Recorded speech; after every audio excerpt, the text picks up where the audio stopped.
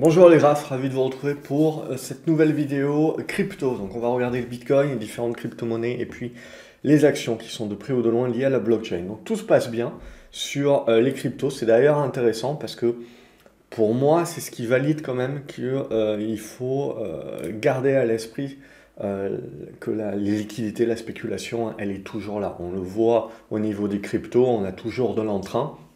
Donc c'est quelque chose également qu'il faut garder à l'esprit sur les actions. Donc on en avait parlé déjà la semaine dernière, mais pour moi l'esprit est le même. Au niveau donc Bitcoin, on a breaké tout simplement. Donc on avait cette petite oblique là la semaine dernière alors on a cassé cette résistance horizontale déjà, ensuite on a cassé l'oblique, on a cassé l'ancien plus haut entre guillemets de début septembre. Donc voilà, on y est au-dessus des 52 000 $.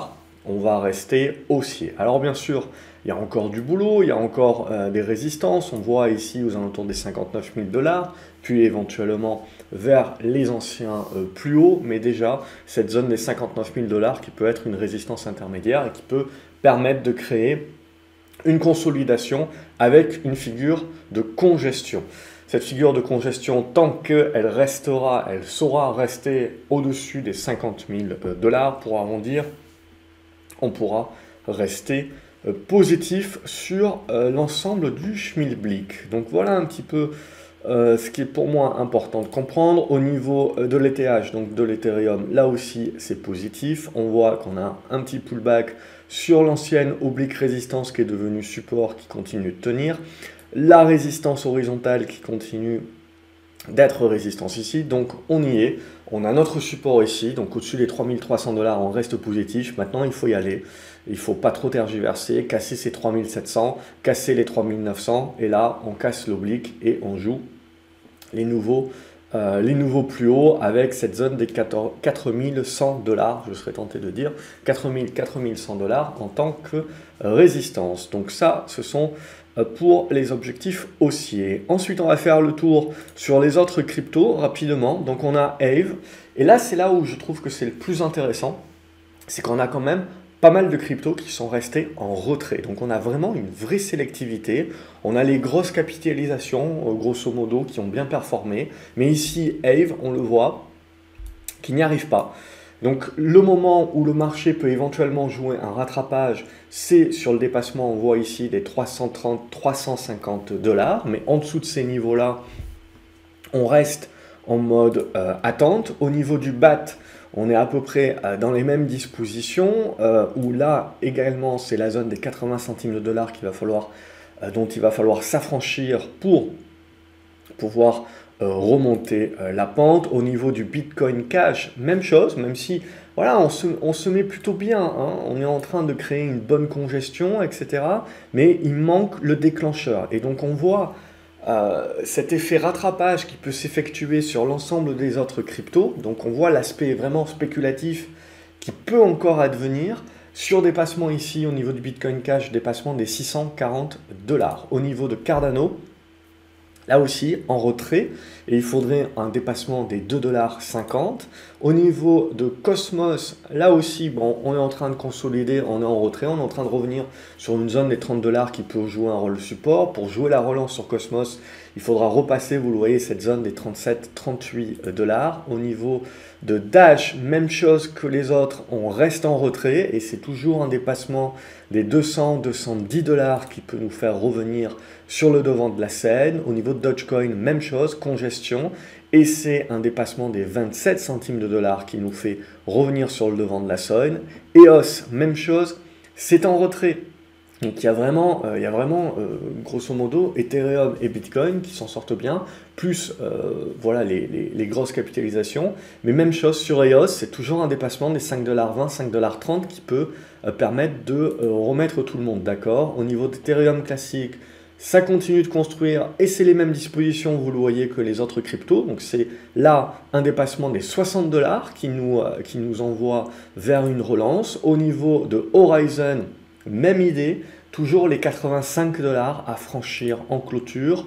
Au niveau de IOTA, On est en train de franchir sur IOTA, donc on est en train de lancer éventuellement la relance, donc ça reste positif, au-dessus des 1,30 $, on reste positif sur cette relance éventuelle qui est en train d'être effectuée. Au niveau de Litecoin, même chose hein, là-dessus sur Litecoin, vous voyez, c'est en train de congestionner, donc si on arrive à casser les 190 $, c'est là où on peut avoir justement la spécu. Donc globalement, hein, je dirais que pour l'instant, il y a Bitcoin, Ethereum et tous les autres qui sont en train de congestionner. Et donc on sent bien que si on arrive à sortir par le haut, on va avoir cet effet rattrapage et les liquidités qui vont venir se déverser un petit peu sur tous les coins qui sont un petit peu en déficit, en retrait.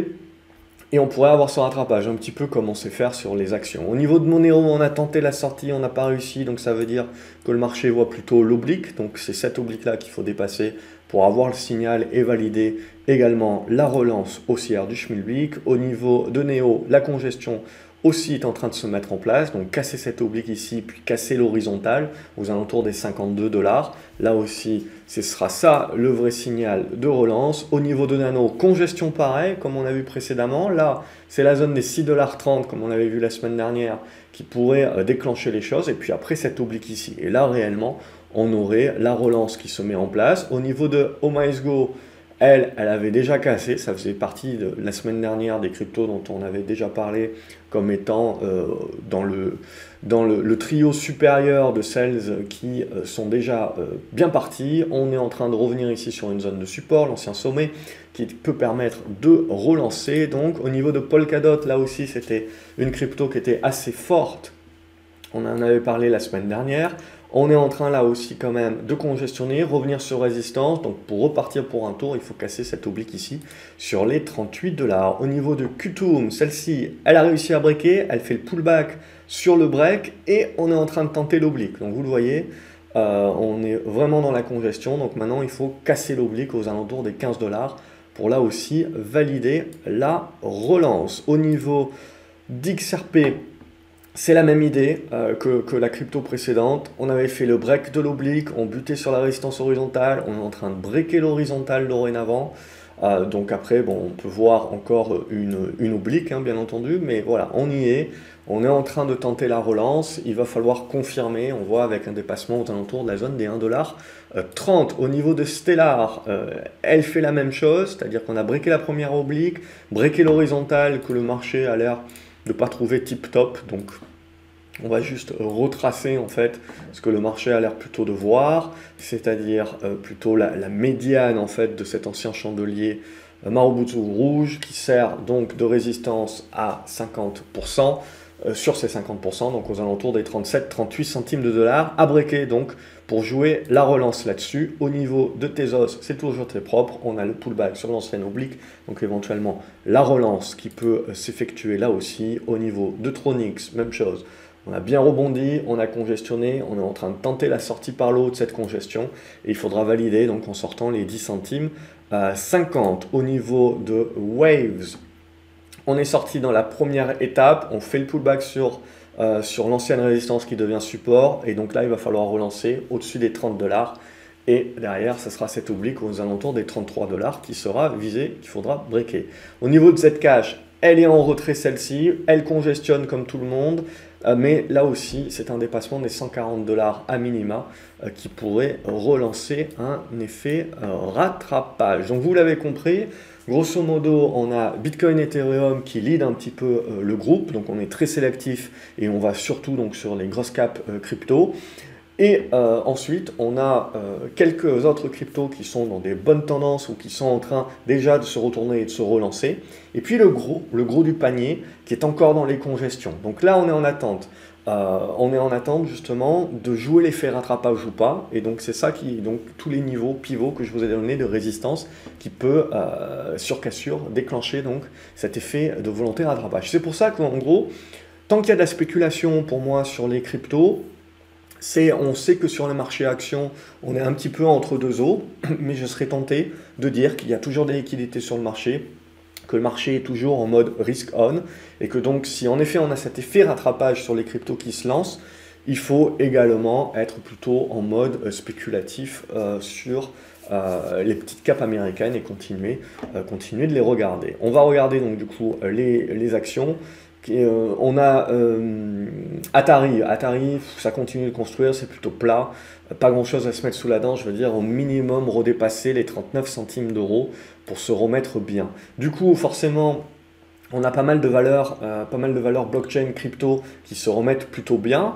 Alors c'était un petit peu la pagaille graphiquement parlant, mais l'essentiel c'est qu'on est en train de casser ici une oblique, on est en train de revenir sur la résistance, donc il faudra tenter de voir si on arrive à remonter, mais bon, vous voyez la spéculation qu'il y a, les volumes ne sont pas anodins, et on fait un x2 en l'espace de quelques séances donc sur Bit Digital. Donc là, du coup, il va y avoir quand même un gros morceau, et puis en fait, petit à petit, ça devient plus clair d'un terme de construction de figure. Au niveau de bit mining, là aussi, ça reste plutôt propre. On est sous une petite résistance oblique qu'il va falloir donc dépasser aux alentours des 10 $ pour relancer la machine.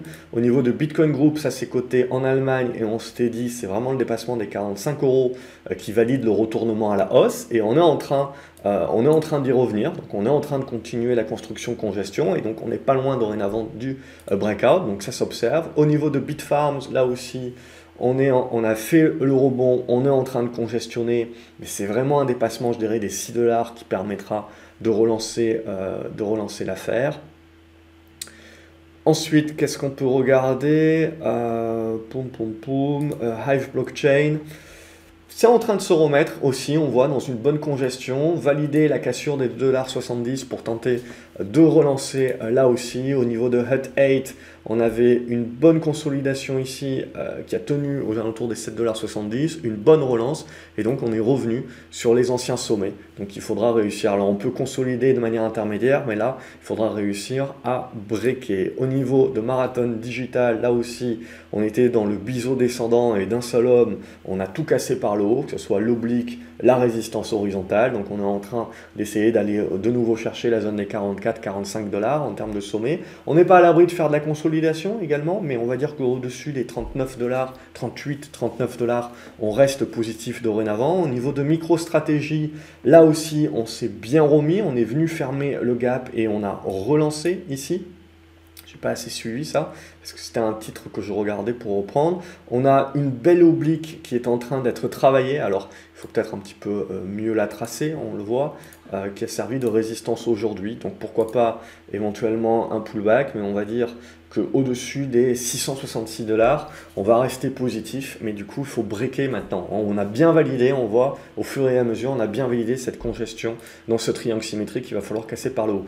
Microvision par contre, ça c'est pour moi, je vous l'avais dit, il n'y a pas grand chose à se mettre sous la dent, mis à part du rebond technique, mais là aussi on continue de laisser de côté. Overstock, on avait eu une bonne cassure, vous le voyez, de ce triangle ici, le pullback, et on tente d'avoir la relance. Donc là, on va rester plutôt positif au-dessus des 70 $. Au niveau de Riot, qui était en retrait par rapport à Marathon, par exemple, on est en train de tenter un effet rattrapage. Donc on est en train de revenir sur la résistance, il faudra casser, et auquel cas, on s'ouvrirait la porte des 30-31 $ dans un premier temps. SES aussi, c'était pas terrible dernièrement, donc là, pour moi, ça reste quelque chose pour l'instant où j'y touche pas, tant qu'on repasse pas au-dessus des 2,50 $. Blockchain Group, ça c'est coté sur Euronext, on continue de batailler avec le support oblique à ce stade-là.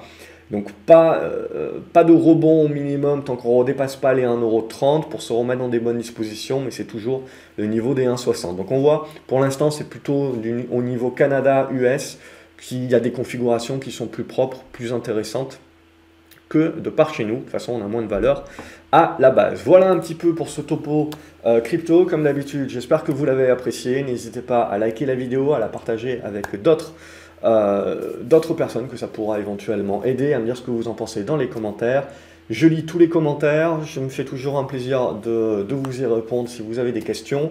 Et puis sachez voilà, que ça continue de motiver et de me démontrer que voilà, ces vidéos vous apportent, donc je continue à les faire. Donc n'hésitez pas à liker et partager la vidéo. Abonnez-vous à la chaîne également, comme ça vous ne loupez pas les autres vidéos que je peux publier. Excellente journée à vous les graphes et à la prochaine. Salut.